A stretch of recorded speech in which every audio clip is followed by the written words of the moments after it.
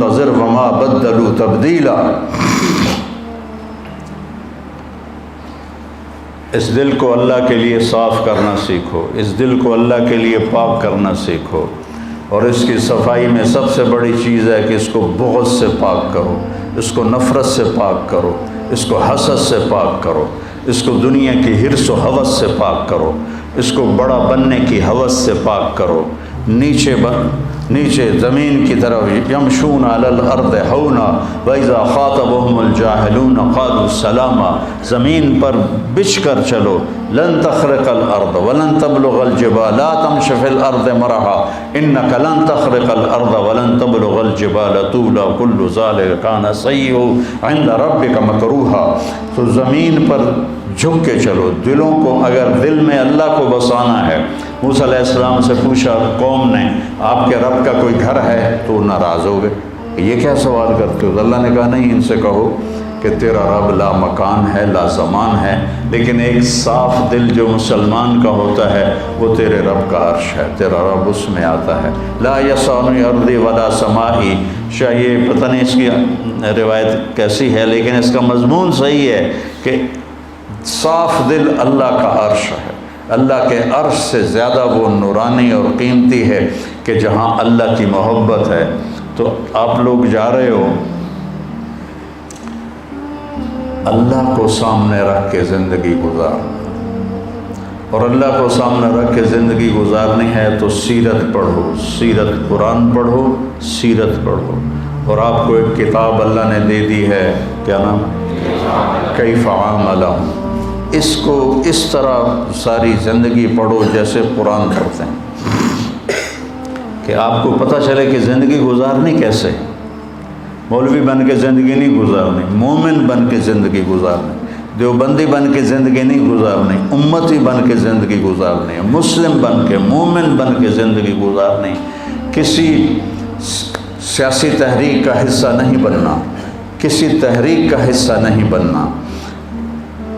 اور جیسے میں اپنی طرف سے میں ٹکریں مارتا رہا کہ تمہیں مثبت زندگی سکھاؤں، مثبت سوچ سکھاؤں، تمہیں منفی جذبوں سے نکالوں، تمہیں نفرتوں سے نکالوں، تمہیں بغض سے نکالوں، تمہیں حسد سے نکالوں، تمہیں حقارت سے نکالوں، تمہیں دنیا کی حرص و ہوس سے نکالنے والا تو اللہ ہے، میرے بس میں تو کچھ بھی نہیں۔ چند جملے تھے جو میں تمہیں ساری زندگی سناتا رہا، سارے سال سناتا رہا، لیکن اس دل کو اگر اللہ کا مسکن بنانا ہے، اللہ کا عرش بنانا ہے، تو میرے عزیزو اسے وہ انصاری صحابی کی طرح کہ اس دل میں کسی کے لیے کوئی نفرت نہیں۔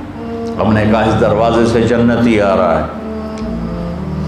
ایک صحابی آئے جوتا ہاتھ میں، انصاری صحابی، اگلے دن آپ نے کہا اس دروازے سے جنتی آ رہا ہے، وہی انصاری صحابی جوتا ہاتھ میں۔ تیسرے دن آپ نے کہا جنتی آ رہا ہے، وہی صحابی جوتا ہاتھ میں۔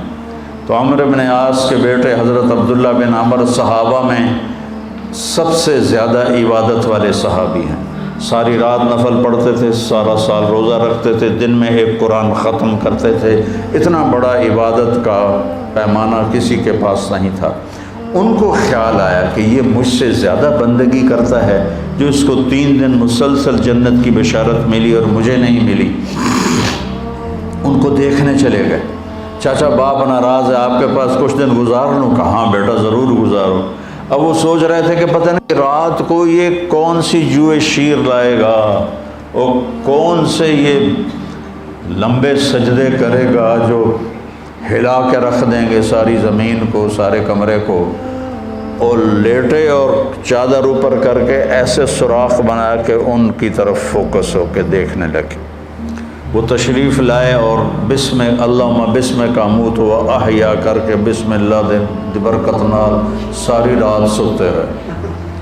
وہ تو حیران پریشان ہو گئے، بھی اے کی بن ایک بندہ جنت دی بشارت لے رہا ہے تو ساری رات سوتا پیا۔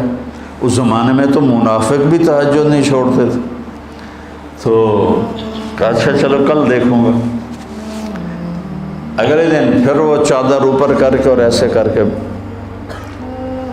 لیٹ گئے، تو وہ پھر آئے اللہم بسم کا اموت و احیا، اور وہ گئے۔ وہ پھر بڑے حیران ہوئے اور دیکھتے رہے، ابھی اٹھے گا، ابھی اٹھے گا، ابھی اٹھے گا۔ وہ پھر ساری رات سوتے رہے۔ اگلے دن کا چلو ایک رات اور دیکھ لوں کثرت ہو جائے، تیسری رات بھی وہی کچھ ہوا کہ وہ ساری رات سوتے رہے۔ تو پھر وہ پریشان ہو کر انہوں نے ان سے بات کی کہ چاچا میری باپ سے لڑائی نہیں تھی، میں نے 3 دن تیرے لیے جنت کی بشارت سنی، میں دیکھنے آیا تھا کہ آپ کیا کرتے ہیں، تو تسی تو ویلے بانڈے ہو، یہ کی بنی، ادھر تو کچھ بھی نہیں، ساری رات سوتے رہتے ہو اور صبح فجر کی نماز پہ اٹھتے ہو، یہ کیا چکر ہے؟ کہ بیٹا یہی ہے جو کچھ تم دیکھ رہے ہو۔ تو وہ بڑے بوجھل قدموں سے واپس چلے، تو کہنے کہ بیٹا ادھر آؤ، بھتیجے ادھر آؤ۔